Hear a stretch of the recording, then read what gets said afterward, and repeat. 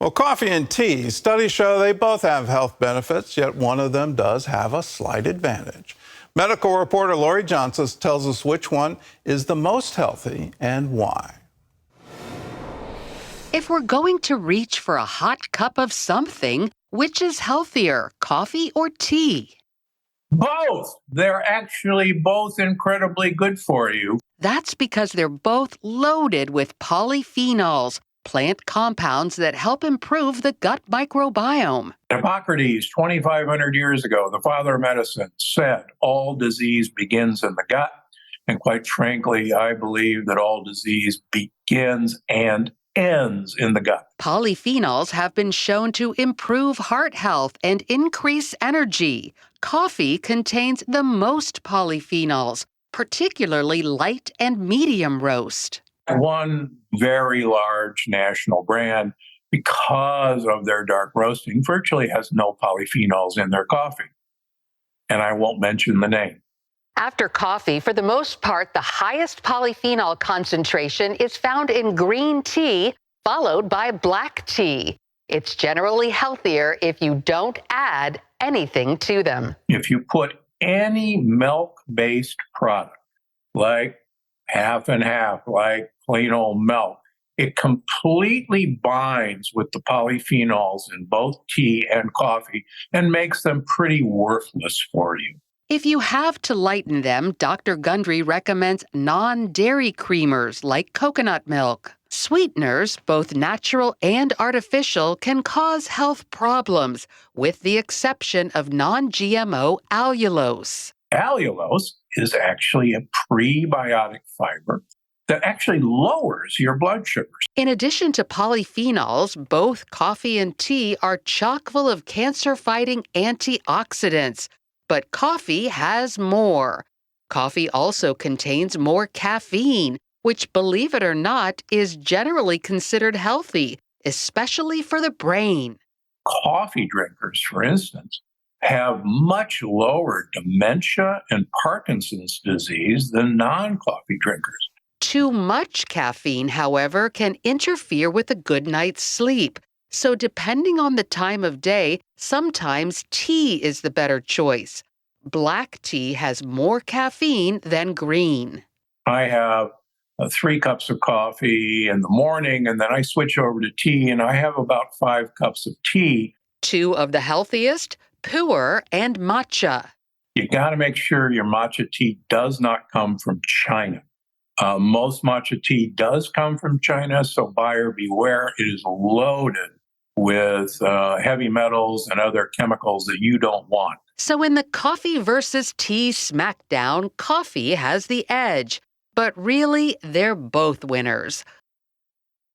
Okay, Lorie Johnson is here with more, and we've got a whole array of tea in front of us, and you left the coffee behind. I thought coffee was really good. It is very good, but, tea is a little bit more confusing, especially because there are these newcomers on the market and this new sweetener. Well, I can't say they're newcomers. They've been around for 1,000 years. It's true. They have. They're sort of new to the United States.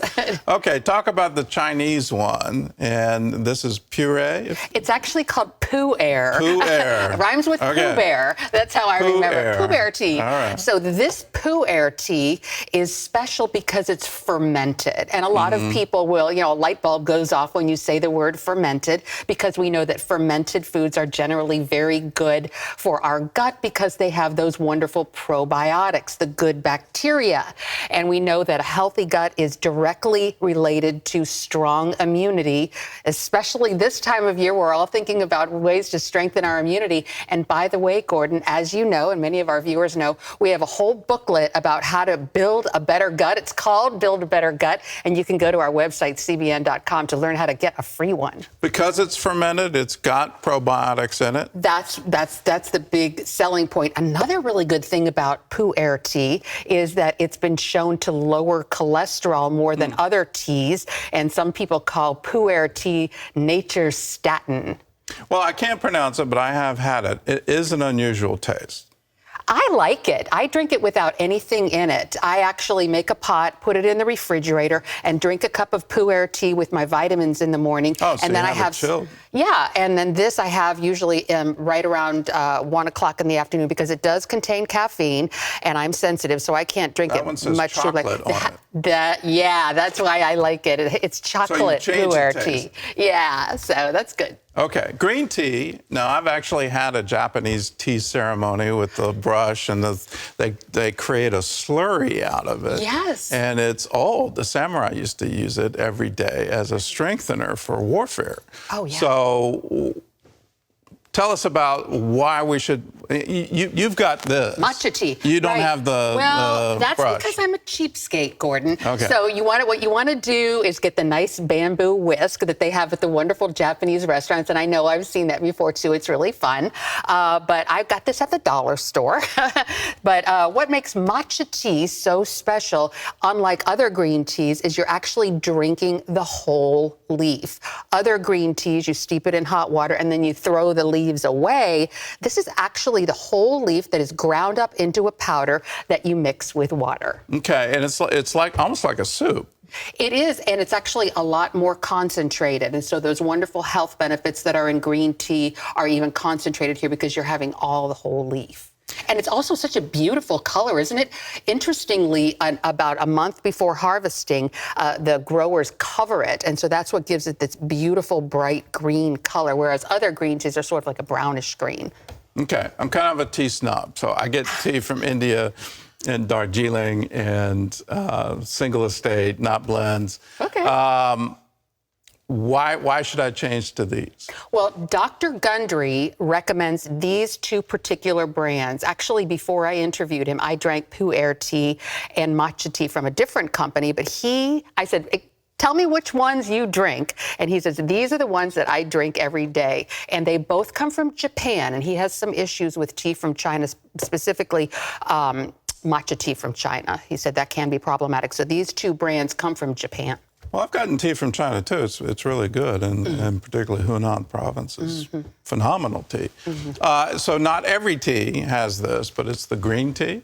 His main concern was matcha tea from China. But I'm like you, too. I also drink matcha tea that's organic from China. So that's just his preference. What about the ones from Taiwan? Yeah, I know we're getting deep in the weeds. I don't know about Taiwan. Yeah, but I would think that any tea is better than no tea.